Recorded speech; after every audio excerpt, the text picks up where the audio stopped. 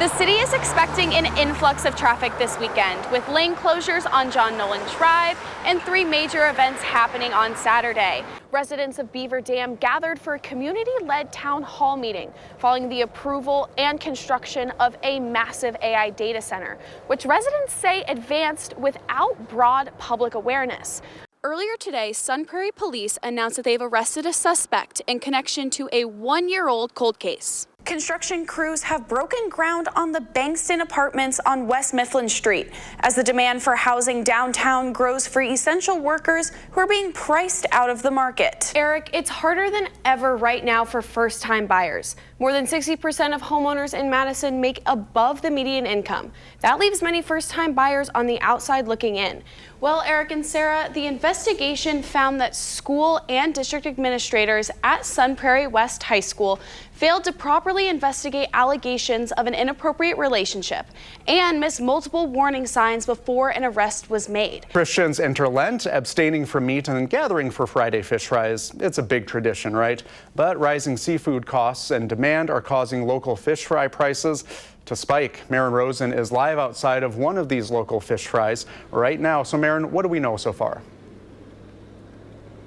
Well, Brady, as these seafood prices are rising nationwide, Christians celebrating Lent are getting the short end of the stick.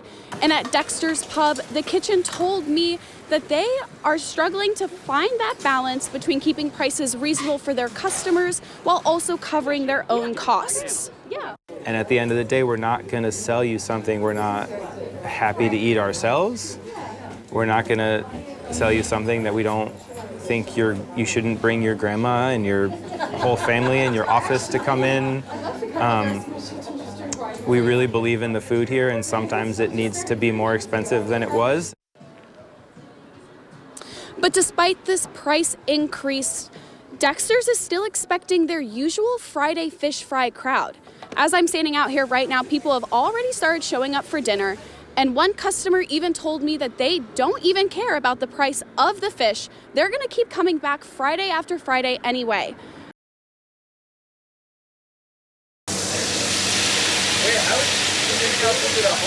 The sizzle of a Friday night staple. Fish fries are back for Lent, but this year they're coming at a higher price. At Dexter's Pub, demand is high, and so are the seafood costs. We definitely plan to increase by 15, 20% during Lent, especially on Fridays. As more people order fish on Fridays, global supply pressures and higher shipping costs are pushing prices up. My cod has gone up 40%, and it's not even the same exact fish that we used to be able to use. For restaurants, that means walking a fine line between keeping tradition alive and keeping the menu affordable. How much can I justify increasing prices when I have to in order to keep it on the menu every week?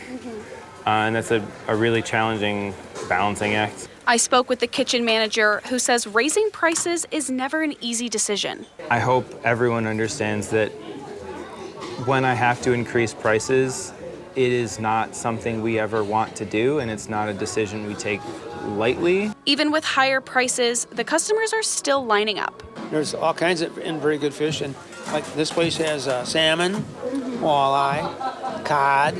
They got it all. Big portions, big servings, always warm, prepared fast, great sides, good service. And for many, that Friday fish fry is about more than just the price. We really believe in the food here, and sometimes it needs to be more expensive than it was. As Lent continues, restaurants expect crowds to stay strong, even if that Friday fish fry costs just a little bit more. Reporting in Madison, I'm Marin Rosen, News 3 Now. I'm standing on Portobella's patio, which for nearly 6 decades has been a staple in the Madison community, hosting weddings, proposals, anniversaries, and birthdays. And now this Saturday, they're closing their doors and saying goodbye. For 58 years, Portobella has been more than just a restaurant. It's been part of people's lives. It's nonstop. It's the stories every day. They got engaged here, they got married here, and, it's a bittersweet. My 16th birthday, which is getting on 60 years ago, my older siblings brought me here, and it was the thrill of a lifetime. I have loved it ever since. Owner Ed Shinnick says it's the people, both customers and staff, that built that legacy. We've had great employees over these years, and everybody cares. That makes a big difference in the world. We have a lot of regular customers. But with just weeks' notice, many customers are now coming back for one last meal. They're losing a traditional establishment that has been a cornerstone of this community. You're not going to find another restaurant like this in Madison. After decades of serving the community, Shinnick says it's the people he'll miss the most. If these walls could talk, what would they say? Oh, there's a great question for you. No, I think that, they would really look at how successful we've been in taking care of the customers and the employees. We've made this a family atmosphere. Portobella's last day is Saturday. One final chance for customers to come back and say goodbye to a place that's been part of Madison for generations. Reporting in Madison, I'm Marin Rosen, News 3 Now. Eric and Sarah, the artist Jansen Repisarda was commissioned by Neutral Project LLC to create 2 large outdoor murals at Baker's Place in downtown Madison through an open call organized with the Madison Public Art Project. Repisarda began the murals in July 2025 and was finished by September, but he says payment never came. He says the uncertainty has left a serious toll both emotionally and financially. The worry about this every day has made it hard to eat. For the first several months of dealing with this, I had lost like 20 pounds. At first, I chalked that up to I'm stressed, I have things going on, and I'm juggling a large project. If you feel attacked as a human being, those symptoms can be exacerbated. Repisarda shared hundreds of emails with News 3 Now that document representatives from Neutral Project, who repeatedly told him payment would come after a sale of the property. That sale has been delayed several times, but the contract states the developer is responsible for paying the artist once the work is complete. I feel like I approach things as a different man. I will be looking at clients and vetting them a lot more. I'm worried about the financial security of my family. I'm bringing in the most income for my family that I possibly can. It's overwhelming and disheartening to imagine a world where the work that I'm contracted and encouraged to do, I'm not compensated for the time that I put in.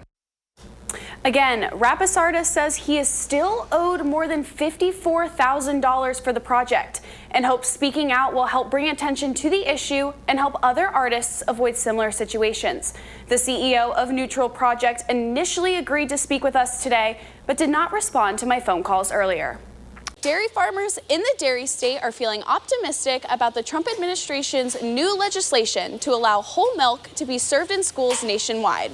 Katie Schultz is one of these farmers, running Trifecta Farms with her siblings. When we look at what makes Wisconsin so unique, it's not just the incredible family farms, but it's also all of those farms and those communities and those businesses that support that as well. But this new bill is helping her family beyond their business. I was mostly excited as a mom, and so my daughter is in 6th grade. The skim milk isn't what her palate likes. So when we heard that it was going to be available in the schools, it was so exciting. And I'm so excited for kids to have such an incredible healthy option for them to choose while they're at school. Whole milk has been considered unhealthy by federal dietary guidelines since 1990. But new guidelines released earlier this week encourage Americans to drink more of it. This is just a huge win for dairy.